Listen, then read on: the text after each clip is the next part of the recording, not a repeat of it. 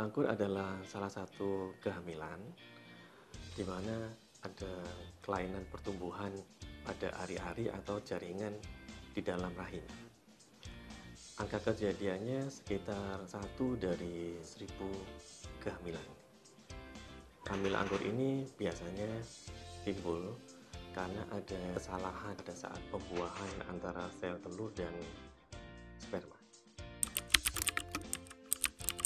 Biasanya karena kelainan pada genetik ya, penyebab utamanya. Kejadiannya itu paling sering bisa karena satu sel telur kosong yang dibuahi oleh satu atau dua sperma, atau dua sperma yang membuahi satu sel telur. Pada prinsipnya hampir sama, bedanya hamil anggur ini ada beberapa gejala tambahan ya. Misalnya perdarahan pada trimester pertama, perdarahannya bisa coklat kehitaman atau bahkan sampai kemerahan, mulai yang sedikit, spotting, bahkan ada yang seperti menstruasi. Beberapa hamil anggur ini disertai dengan keluarnya jaringan yang berbentuk kista yang mirip dengan anggur. Beberapa gejala tambahan lainnya bisa disertai dengan seperti kontraksi, nyeri perut pada bagian bawah, kemudian mual muntah, bahkan kelihatan lebih berat dibandingkan kehamilan yang biasa. Kadang disertai dengan gejala-gejala seperti penyakit hipertiroid, seperti pasien keluhannya berdebar-debar, kemudian gemetaran, kemudian beberapa disertai dengan kenaikan tekanan darah seperti pasien darah tinggi.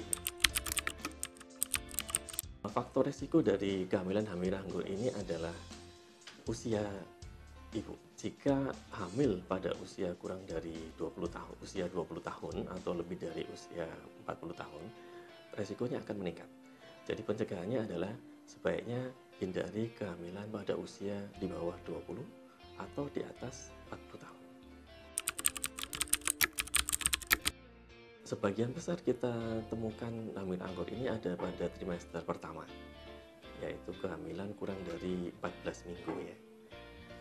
Biasanya secara insidentil pasien datang ke kita disertai dengan perdarahan, biasanya disertai dengan jaringan seperti anggur itu atau mual muntah hebat, dan biasanya setelah kita lakukan pemeriksaan dan kita USG ditemukan tanda-tanda dari hamil anggur ini. Setelah didiagnosis hamil anggur, pasien ini perlu kita rawat karena perlu kita lakukan pemeriksaan dan penanganan ya. Biasanya kita lihat kalau misalnya pasien ada gejala kurang darah atau anemia, biasanya kita lakukan transfusi. Jika ada pasien ada gejala-gejala hipertiroid misalnya, tentu kita harus tangani dulu. Termasuk kita harus mempersiapkan untuk evakuasi jaringan tidak normal yang ada di dalam rahim. Biasanya dengan kuret hisap. Kuret hisap ini dilakukan di kamar operasi, pasiennya dibius, kemudian kita persiapkan untuk dilakukan kuret hisap ya, sampai bersih. Iya betul sekali. Jadi memang kita harus selalu melakukan pantauan secara berkala setelah dilakukan kuret hisap, karena ada resiko untuk terjadi berulang. Kemudian juga sel-sel yang tidak normal itu bisa menyebar ke organ yang lain, termasuk ke hati, ke paru-paru, ke ginjal atau di tempat yang lain.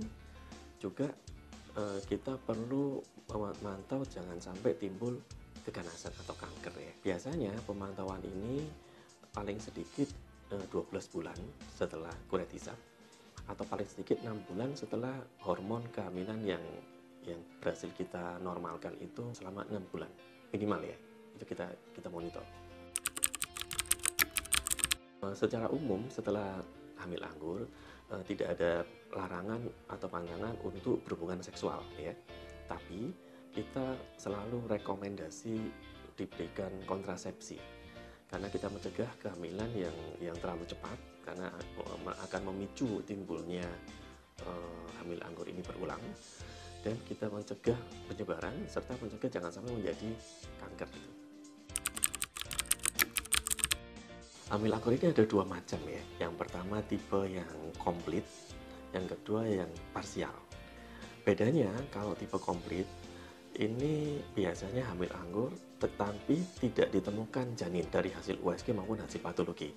Sedangkan untuk parsial itu kita temukan janin. Dari dua tipe ini kita biasanya monitor, jangan sampai ada kemungkinan akan berkembang lebih jauh ke arah penyakit-penyakit yang lain yang kita namakan PTD atau persistent tromboblastic disease, atau bahkan akan menjadi tipe yang kanker atau koriokarsinoma. Perawatannya sama, kita lakukan kuret hisap sampai bersih, kemudian dilakukan pemantauan secara berkala sampai kurang lebih 12 bulan.